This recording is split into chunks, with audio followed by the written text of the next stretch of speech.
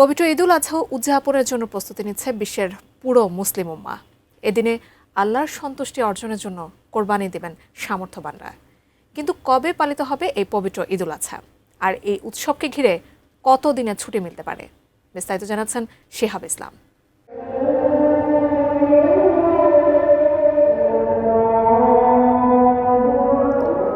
ঈদুল আজহার সম্ভাব্য তারিখ ও দীর্ঘ ছুটি নিয়ে স্পষ্ট ধারণা মিলেছে বিভিন্ন দেশের পূর্বাভাস ও ক্যালেন্ডার বিশ্লেষণে। ইতিমধ্যে মধ্যপ্রাচ্য সহ কয়েকটি দেশে সম্ভাব্য তারিখ ঘোষণা করেছে, যা থেকে বাংলাদেশেও ঈদের সময় নিয়ে একটি ধারণা পাওয়া যাচ্ছে। সৌদি আরবের সরকারি ক্যালেন্ডার উমুল কুরা অনুযায়ী দেশটিতে আগামী ২৭ মে পবিত্র ঈদুল আজহা পালিত হতে পারে। ক্যালেন্ডার বিশ্লেষণে দেখা যায় ১৬ মে সেখানে জিলকদ মাসের ২৯তম দিন এবং ১৭ মে ৩০তম দিন পূর্ণ হবে। অর্থাৎ জিলকদ মাস ৩০ দিনে শেষ হলে ২৭ মে ঈদ উদযাপনের সম্ভাবনা তৈরি হচ্ছে। একই ধরনের পূর্বাভাস দিয়েছে পাকিস্তান ও সংযুক্ত আরব আমিরাতও।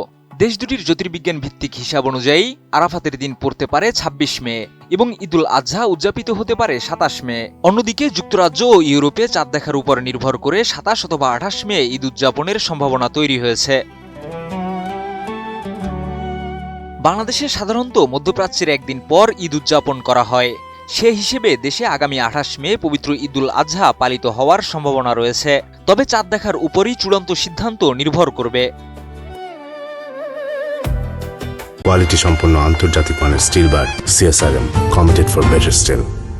এদিকে ঈদুল আজহা উপলক্ষে দীর্ঘ ছুটির সম্ভাবনাও তৈরি হয়েছে। জনপ্রশাসন মন্ত্রণালয়ের ছুটির ক্যালেন্ডার বিশ্লেষণে দেখা গেছে সরকারি ছুটি, সাপ্তাহিক ছুটি এবং ঐচ্ছিক ছুটি মিলিয়ে টানা ১১ দিনের অবকাশ ভোগ করা সম্ভব হতে পারে। সরকারি প্রজ্ঞাপন অনুযায়ী ২৬ থেকে ৩১ মে পর্যন্ত ঈদ উপলক্ষে সাধারণ ও নির্বাহী আদেশে ছুটি নির্ধারিত রয়েছে। এর সঙ্গে ২২ ও ২৩ মে সাপ্তাহিক ছুটি যুক্ত রয়েছে।